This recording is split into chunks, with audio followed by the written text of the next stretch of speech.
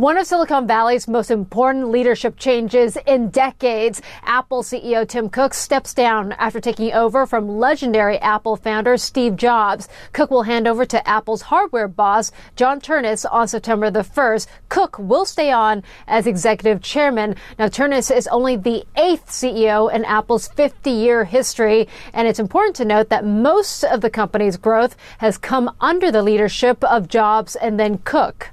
It's not going to slow Apple down. I think they've talked about this, they've planned this, so the new CEO coming in place will be able to lead Apple going forward. Apple's market value jumped by over 1,000% under Tim Cook's leadership, crossing $4 trillion.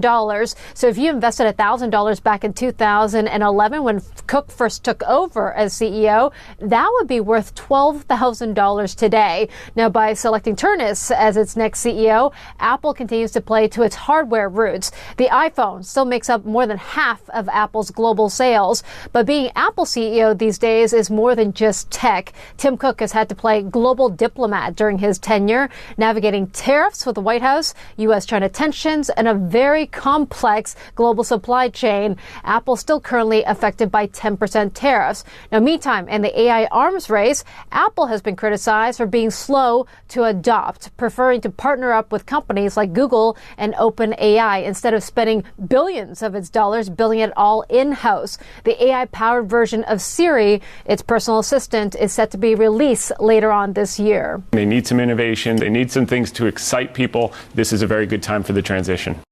Apple is likely to release some new products later on this year, but is it enough to continue delighting and surprising their fans around the world? Apple's new CEO hopes he can. Susan Lee, Fox Business.